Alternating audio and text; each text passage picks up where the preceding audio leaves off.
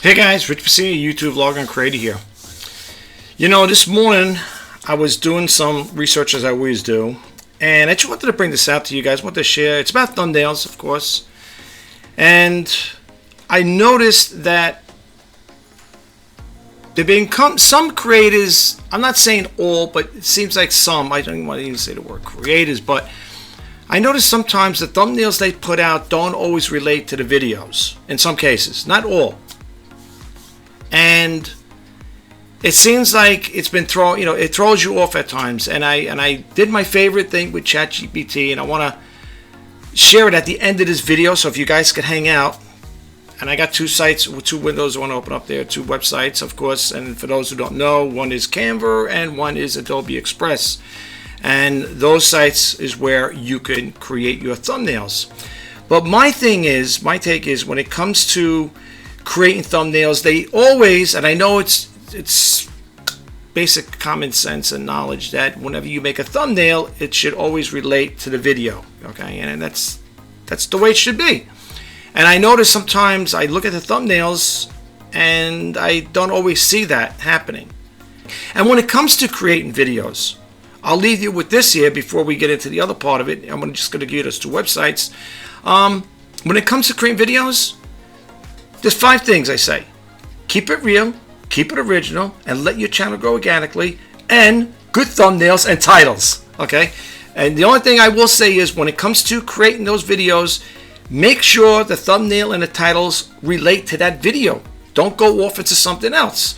You know, it's like me, just for an example, I could teach you, talk about the video editing software I use to create my videos, and then go curtailing off into something totally different. And that's a turnoff. And I'm going to show you what ChatGPT says it. So it's going to be at the end of this video. So I hope you guys will stick around and listen to what it has to say. I'm going to read it in case you guys don't want to read it. You know, you could just sit back and listen to it if you choose to do so. Or if you want, you could pause the video or mute the sound if you don't want to hear the person, talking about it. So that's going to come at the end of the video. But anyway, let me share the 2 sites with you. I'm going to put my glasses on over here. I'm going to minimize myself. And this is the first site I want to share with you guys. It's called Canva. Right over here, I will drop the link. And as you can see here, they have it right over here. You create it yourself, YouTube thumbnail, okay? And then the other one I like, these are the ones I use, to be honest with you. And this one here is Adobe Express, free, okay? Right over here, if you click over here where the little arrow is, it'll keep advancing, and you'll see it. It'll say YouTube thumbnail. Okay, and you could browse it. I'm not going to get into creating the thumbnails right now. I'll do that at another time.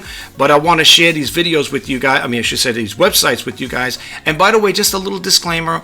I do not have any affiliate links with these websites. If I did, I'll let you know right in the beginning.